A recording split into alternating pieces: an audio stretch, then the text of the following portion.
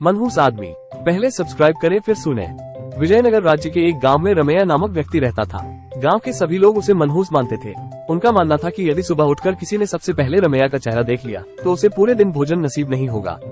जब ये बात महाराज कृष्णदेव राय तक पहुंची तो उन्होंने इसकी वास्तविकता जानने का निर्णय लिया। उस रात रमैया को राजमहल बुलाया गया और महाराज के कक्ष के सामने वाले कक्ष में उसके रहने की व्यवस्था की गई। रात भर रमैया उस कक्ष में सोया। अगली सुबह महाराज कृष्णदेव सीधे रमैया के कक्ष में गए और उसका चेहरा देखा। दिन का प्रारंभ रमैया का चेहरा देखने के बाद अब महाराज को देखना था कि उनका दिन कैसा गुजरता है।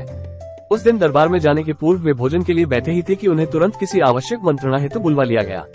वे बिना भोजन करे ही दरबार चले गए। दरबार की कार्यवाही जो प्रारंभ हुई तो देर रात तक चलती रही। दरबार की कार्यवाही समाप्त होते तक महाराज कृष्णदेव राय को जोरों की भूख लगाई थी। जब उन्हें भोजन परोसा गया तो उन्होंने देखा कि उनकी थाली पर मक्खी बैठी हुई है। उन्होंने भोजन छोड़ दिया और अपने शयन कक्ष चले गए। कुछ देर बाद रसोइया जब पुनः भोजन बनाकर लाया तब तक उनकी भूख मर चुकी थी। वे बिना खाए ही सो गए। अब महाराज को विश्वास हो गया कि रमैया मनहूस है। उन्होंने उसे फांसी पर चढ़ा देने का आदेश दे दिया। रमैया की फांसी की बात जब उसकी पत्नी तक पहुंची तो वह रोते रोते तेनालीराम के पास गई और उससे सहायता की गुहार लगाई। तेनालीराम ने उसे आश्वासन देकर घर भिजवा दिया। अगली सुबह जब सैनिक रमैया को फांसी पर लटकाने ले जा रहे थे तो रास्ते में उनकी भेंट तेनालीराम से हुई। तेनालीराम ने रमैया के कान में कुछ कहा और चला गया। इधर फांसी गृह पहुंचने के बाद सैनिकों ने रमैया से उसकी अंतिम इच्छा पूछी। रमैया ने कहा कि मैं महाराज को एक संदेश भिजवाना चाहता हूँ। एक सैनिक द्वारा वो संदेश महाराज तक पहुँचाया गया।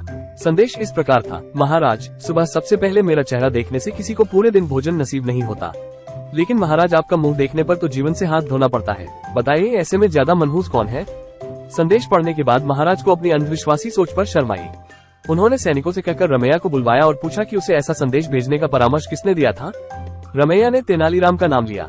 महाराज तेनालीराम की बुद्धिमत्ता से बहुत प्रसन्न हुए। उन्होंने रमैया की फांसी की सजा निरस्त कर दी और तेनालीराम को पुरस्कृत किया।